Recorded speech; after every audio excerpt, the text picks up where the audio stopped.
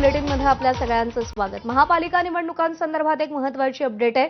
महापालिका निवडणुका या दिवाळीनंतरच होण्याची शक्यता सध्या वर्तवली जाते। तसा सवाल उपस्थित होतोय। महापालिका आणि नगरपालिका निवडणुकांच्या प्रभाग रचनेची 7 टप्प्यातील प्रक्रिया पार करण्याकरता 2.5 ते 3 महिन्यांचा कालावधी लागण्याची शक्यता आहे। प्रभागांची रचना करण्याचा अधिकार सरकारकडे असून नगरविकास विभागाच्या वतीनं महापालिका आयुक्त आणि जिल्हाधिकाऱ्यांना प्रभागांची रचना करण्याचे आदेश देण्यात आलेत। प्रभाग रचनांची प्रक्रिया सप्टेंबरच्या सुरुवातीस पूर्ण होण्याची दाट शक्यता आहे।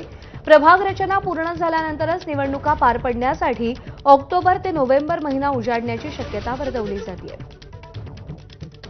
निलेश बोधावले आपले प्रतिनिधी आपल्याला अधिक अपडेट देतील।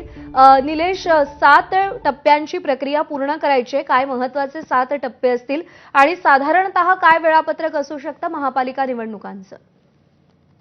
प्रज्ञा, महाविकास आघाडी सरकारनं प्रभागांची रचना करण्याचा जो अधिकार होता तो अधिकार स्वतःकडे ठेवला होता आणि तोच जो अधिकार आहे तो आता महायुती सरकारने देखील कंटिन्यू ठेवलाय आणि त्यानुसार महापालिका आयुक्त आणि जिल्हाधिकाऱ्यांना प्रभागांची रचना करण्याची सूचना देखील देण्यात आलेली आहेत। खरं तर आता पावसाळा सुरू होईल, त्यामुळं ही रचना करताना नगर विकास विभागाला अडचणी येण्याची शक्यता नाकारता येत नाहीये।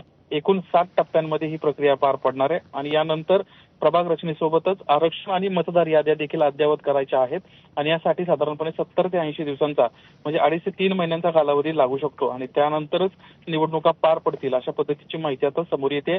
साधारणपणे नोव्हेंबर महिना ही निवडणुकीसाठी उजाडण्याची शक्यता आहे।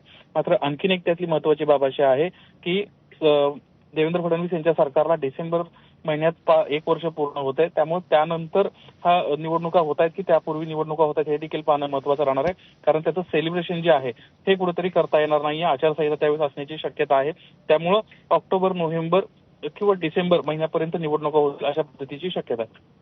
निलेश, धन्यवाद दिलेल्या सगळ्या सविस्तर माहितीसाठी।